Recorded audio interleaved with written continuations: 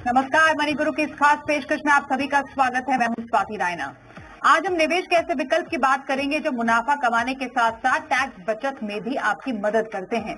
मार्च के महीने में हम अमूमन देखते हैं कि टैक्स बचाने के लिए लोग एएलएसएस, एनपीएस और यूलिप जैसे निवेश विकल्पों में काफी ज्यादा पैसे डालते हैं।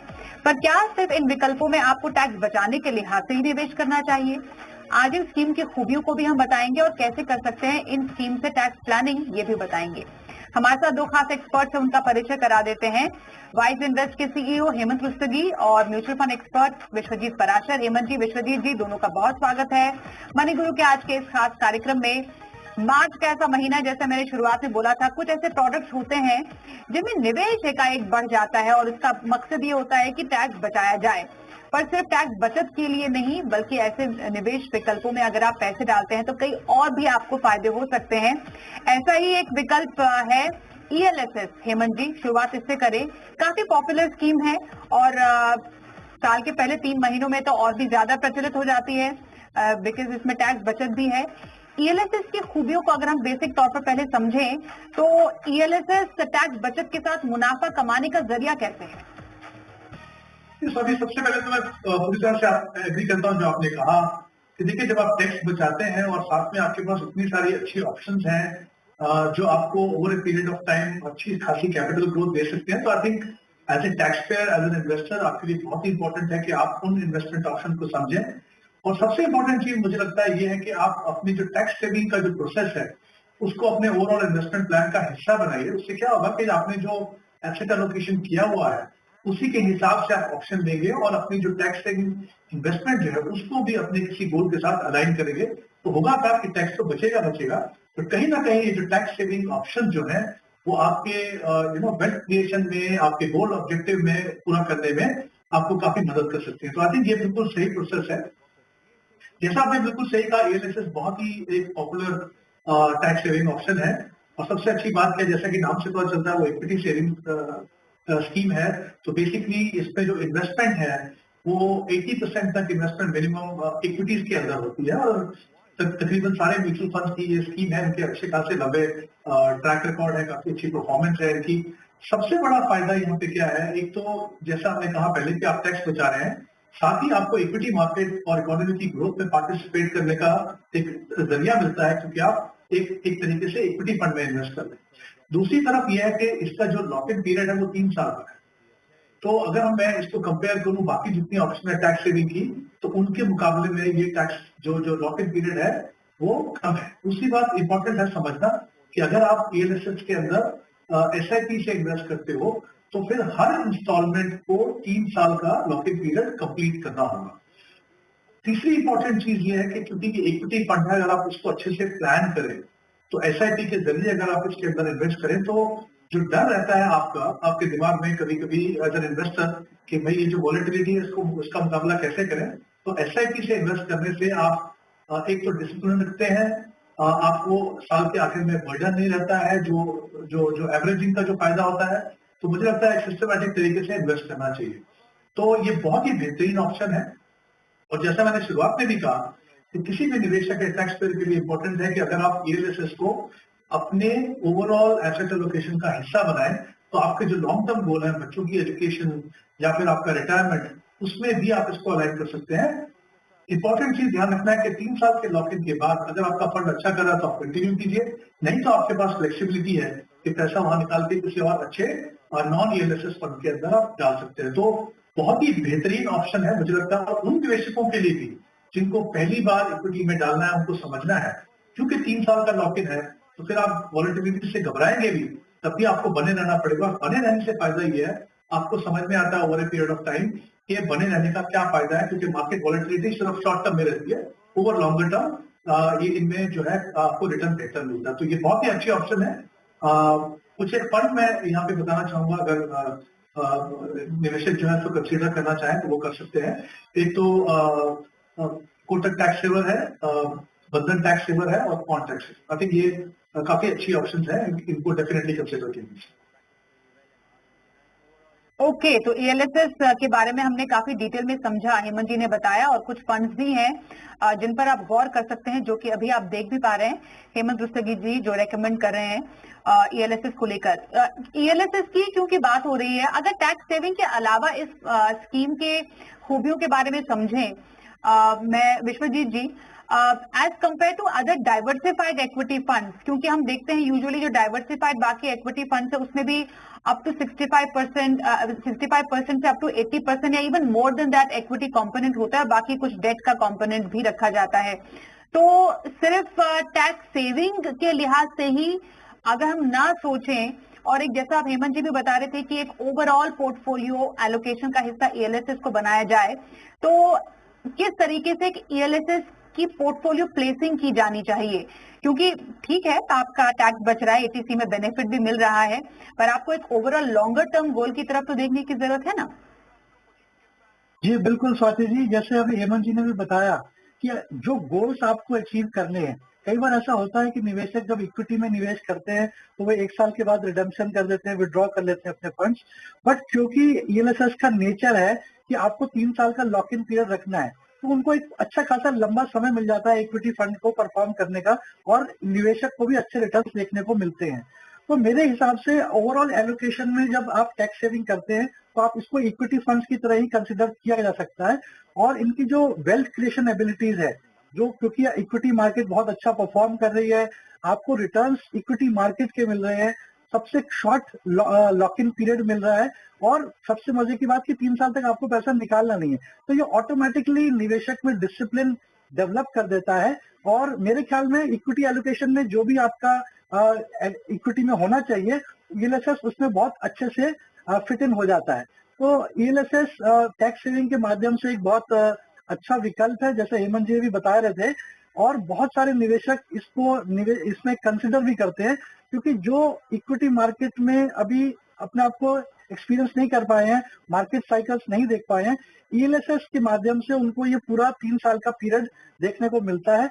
अच्छे रिटर्न्स और वेल्थ क्रिएशन जैसी अपॉर्चुनिटी यहाँ पे मिलती है, जो बाकी टैक्स इंस्ट्रूमेंट्स में इतनी अच्छी नहीं मिलती है। क्योंकि अगर हम रिटर्न्स देखें, वो भी कम से कम डबल डिजिट रिटर्न्स रहती हैं, और बाकी विकल्पों से कंपेयर करें तो जो पीपीएफ है या कोई और प्रोडक्ट्स हैं, वो बहुत इसके हाफ रिटर्न्स भी नहीं दे पाते हैं। तो आपकी वेल्थ भी क्रिएट हो रही है, आप अपने गोल्स भी अचीव कर सकते हैं, और एसेट एलोकेशन वाइज इक्विटी का जो कंपोनेंट आप रखना चाहते हैं, चाहे वो 60% है या 70% है, ईएलएसएस में बिल्कुल अच्छे से फिट इन हो जाता है। बिल्कुल, तो ईएलएसएस स्कीम की खूबियां अनेक हैं, टैक्स बचत भी है पर मुनाफा भी है, पर इस लिहाज से ही नहीं क्योंकि आपका टैक्स बच रहा है तो आप ईएलएसएस में आनंद फानंद में निवेश कर दिए, जरूरत से ज्यादा ईएलएसएस में आप निवेश कीजिए, ऐसा भी आपको नहीं करना चाहिए। तो इस बात का आपको ख्याल रखने की जरूरत है, क्योंकि टैक्स बेनिफिट तो आपको एटीसी के साथ 1.5 लाख का ही मिलेगा, लेकिन जो आप उससे मुनाफा कमाएंगे वो कई गुना होगा। इसलिए हमारे जो दोनों एक्सपर्ट्स ने बोला है, ओवरऑल पोर्टफोलियो एलोकेशन के लिए एएलएसएस स्कीम को बहुत स्मार्टली प्लेस करना बहुत ज्यादा जरूरी है।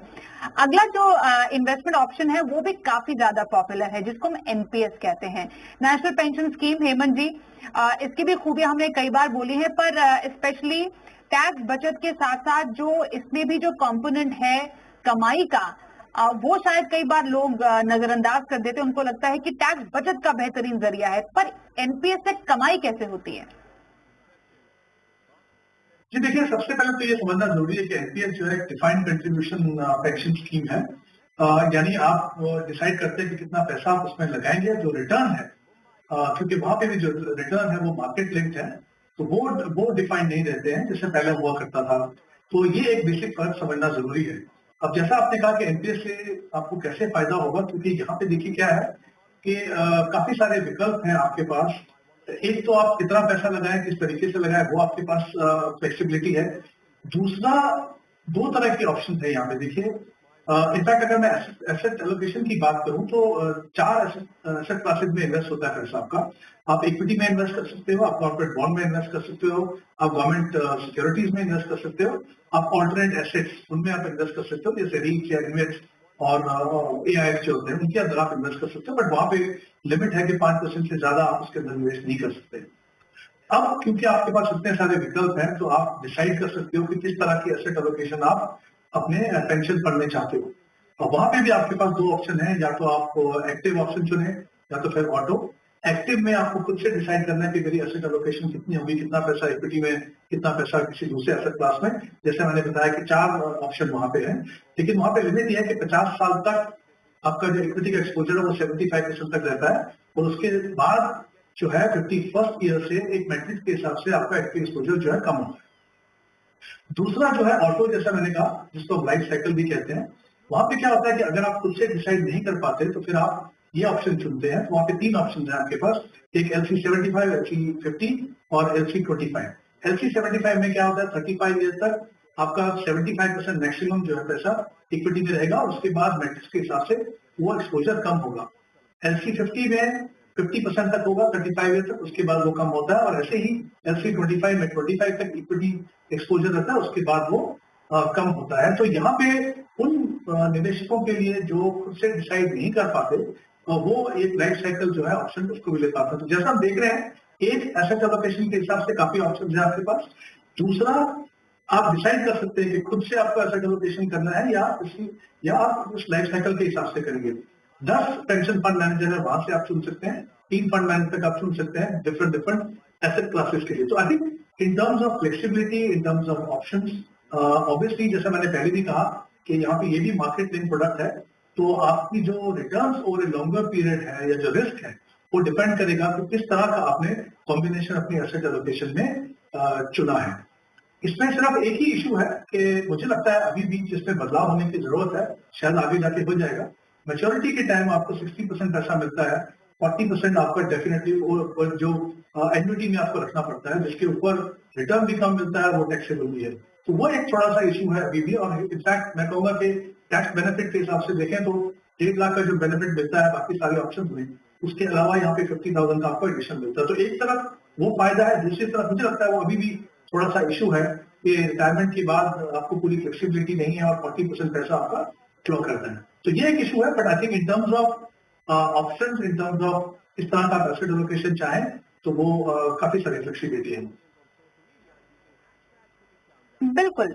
तो एनपीएस कैसे टैक्स बचत के साथ साथ मुनाफा कमाने का जरिया है, इस पर एमन जी ने राय दी। एक ब्रेक के लिए रुकती हूँ, ब्रेक के बाद हम एक और निवेश विकल्प की बात करेंगे जिसको कहते हैं यूलिप। यूलिप की क्या खूबियां हैं, यूनिट लिंक्ड इंश्योरेंस पॉलिसी, आपको कब इसमें निवेश करना है, कब सावधानी बरतनी है, इस पर भी चर्चा रहेगी। एक छोटे से ब्रेक के बाद बने रहिए हमारे साथ।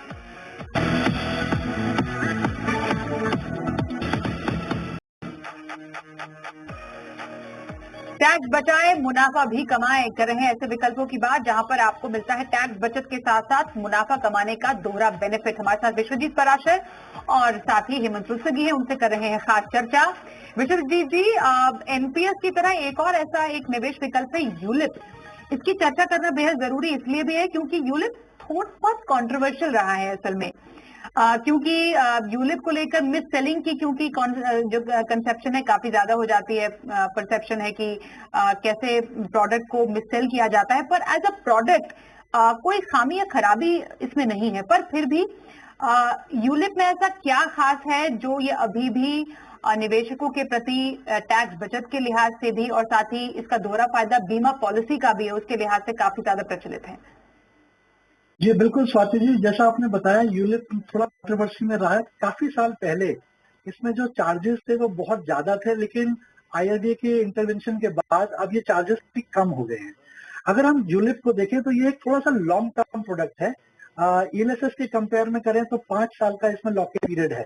तो यूलिप जैसा नाम है यूनिट लिंक्ड इंश्योरेंस प्लान, तो ये इसका बीमा भी आपको मिलता है। और आईआरडीए ने ऐसी गाइडलाइंस सेट करी है कि आपको कम से कम जो भी आपने प्रीमियम दिया है उसका 10 टाइम्स आपको इंश्योरेंस मिलेगा ही मिलेगा। तो मान लीजिए किसी ने 50,000 का प्रीमियम दिया है तो 5 लाख का इंश्योरेंस उसको मिलेगा ही मिलेगा, सम एश्योर्ड। तो एक तो आपको बीमा मिल जाता है, दूसरा यूलिप म्यूचुअल फंड्स की तरह ही बिहेव करता है। ये भी स्टॉक मार्केट में निवेश करता है और इसके अलावा बॉन्ड्स में और डेट मार्केट में भी निवेश करता है। तो यहाँ पे आपको एक डिफरेंट एसेट क्लासेस में निवेश करने का मौका मिल जाता है। और क्योंकि आप 5 साल का लॉक इन है तो ये भी काफी अच्छे रिटर्न्स दे पाता है, जिसको आप ट्रैक कर सकते हैं जैसे कि आप म्यूचुअल फंड्स के रिटर्न्स को ट्रैक करते हैं।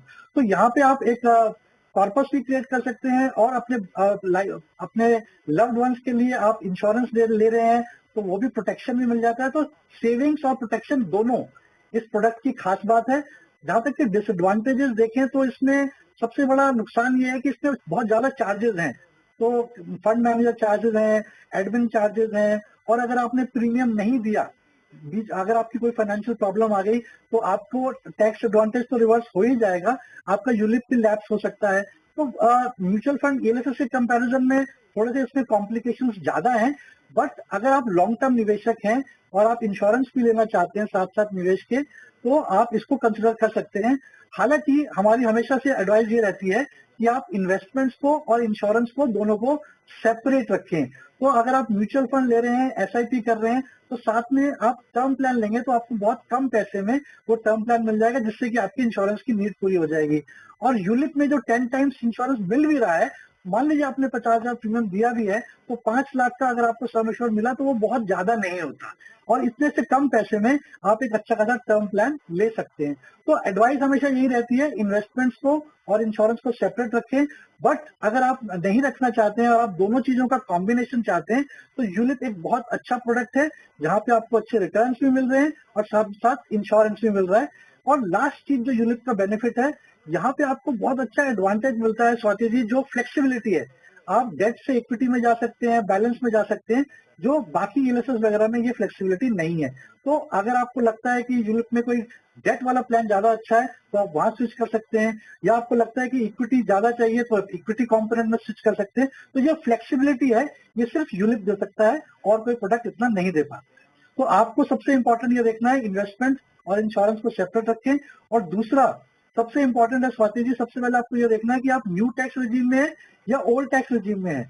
अगर आप ओल्ड टैक्स रिजीम में हैं, तभी ये सारे प्रोडक्ट्स आपके लिए लाभदायक हैं, चाहे वो ईपीएफ है, ईएलएसएस है, पीपीएफ है, या यूलिप है, या एनपीएस है। अदरवाइज अगर आप न्यू टैक्स रिजीम में हैं तो ये प्रोडक्ट्स आपके लिए इतना एडवांटेज नहीं दे पाए। बिल्कुल, ये आपने बहुत इंपॉर्टेंट पॉइंट जोड़ा विश्वजीत जी, कि सबसे पहले ये समझ जाइए कि आप टैक्स प्लानिंग के लिहाज से इन प्रोडक्ट्स में अगर इन्वेस्ट करना चाहते हैं तो आप न्यू टैक्स रिजीम में या ओल्ड टैक्स रिजीम में, क्योंकि ओल्ड टैक्स रिजीम में ही आपको ऐसे विकल्पों का फायदा मिलेगा। और जब भी हम चाहे फिर वो टैक्स सेविंग के लिहाज से हो या मुनाफा कमाने के लिहाज से कोई विकल्प चुन रहे हैं हेमंत जी, तो निवेश करने से पहले किन फैक्टर्स का ध्यान में रखने की जरूरत है? क्योंकि जैसे हमने फॉर एग्जांपल दो विकल्पों की बात की, 3 में से 2 विकल्पों की अगर मैं बात करूं, यूलिप और ईएलएसएस, जिसका जिक्र अभी विश्वजीत जी भी कर रहे थे, तो किन बातों का ध्यान रखें जिससे हमारा माइंड और गोल क्लियर हो जाए कि हाँ, मेरे लिए ये प्रोडक्ट बना हुआ है, जिससे हम बेतरतीब कहीं पर भी निवेश ना कर बैठे। देखिए, सबसे मैं कहूंगा कि बेसिक प्रिंसिपल जो है इन्वेस्टमेंट का वही रहता है। आप कोई भी इन्वेस्टमेंट ऑप्शन देखो, पहले आपको अपनी एसेट एलोकेशन देखनी है, फिर आपको ऑप्शन चुननी है। ऑप्शन चुनने के समय में अगर आपके पास ऐसी ऑप्शन है जो आपको टैक्स भी बचा रही है, अगर आपको टैक्स बचाने की जरूरत है, जैसे हमने अभी बात की कि आप ओल्ड रिजीम को फॉलो कर रहे हैं, न्यू रिजीम को फॉलो कर रहे हैं, अगर आपको ओल्ड रिजीम में है और आपको अगर टैक्स सेविंग बचाना है, तो जाहिर सी बात है कि ओवरऑल एसेट एलोकेशन में जब आप देखेंगे और उसको अपना एक हिस्सा बनाएंगे ओवरऑल इन्वेस्टमेंट का, तो आप सही ऑप्शन को चुन पाएंगे कि आपको ईएलएसएस देनी है या आपको एनपीएस लेना है। क्योंकि एनपीएस तो क्या है, कई जगह पे आपको कंपल्सरी है आपके लिए, डिपेंडिंग ऑन आप कहाँ पे काम करते हैं, तो वो तो एक अलग ही एस्पेक्ट हो गया। बट अदरवाइज यूलिप लेना है कि आपको ईएलएसएस लेना है, दोनों में अगेन एक और इम्पोर्टेंट एस्पेक्ट देखना है कि सूटेबिलिटी का। जैसे अभी हम बात कर रहे थे कि इंश्योरेंस कितना मिलता है आपको, इंश्योरेंस बहुत जरूरी है, लाइफ इंश्योरेंस, लेकिन अगर आपने खाली यूनिट के ऊपर डिपेंड कर दिया तो आपको जो जितना लाइफ इंश्योरेंस मिल रहा है वो आपके लिए पर्याप्त नहीं होगा। तो आई थिंक इंपॉर्टेंट है किसी भी ऑप्शन को देखने के लिए, पहली बात कि वो आपके ओवरऑल पोर्टफोलियो में क्या रोल प्ले कर सकता है, दूसरी बात टैक्स बचाएंगे, कितना टैक्स बचेगा, तीसरी बात अभी जैसा मैंने कहा सूटेबिलिटी बहुत इंपॉर्टेंट है कि वो रोल क्या प्ले कर रहा है, क्या वो इंश्योरेंस दे रहा है, क्या वो इन्वेस्टमेंट दे रहा है। तो ऐसा नहीं होना चाहिए कि हमने एक तरफ ध्यान दिया तो इंश्योरेंस छूट गई, क्योंकि इंश्योरेंस भी रिस्क मैनेजमेंट के पॉइंट ऑफ व्यू से इतना ही इंपॉर्टेंट है। तो आई थिंक सही कॉम्बिनेशन हो, सही प्रोडक्ट हो, और साथ में आपको अगर टैक्स सेविंग की ऑप्शन मिल जाए तो फिर बहुत ही अच्छा। बिल्कुल, तो ये रही टैक्स सेविंग विकल्पों पर आज खास चर्चा। बहुत धन्यवाद करेंगे हेमंत जी और विश्वजीत जी, आप दोनों का ही हमारे साथ इस चर्चा में शामिल होने के लिए। मनी गुरु में बस इतना ही, रुकते हैं एक ब्रेक के लिए, देखते रहिए जी बिजनेस।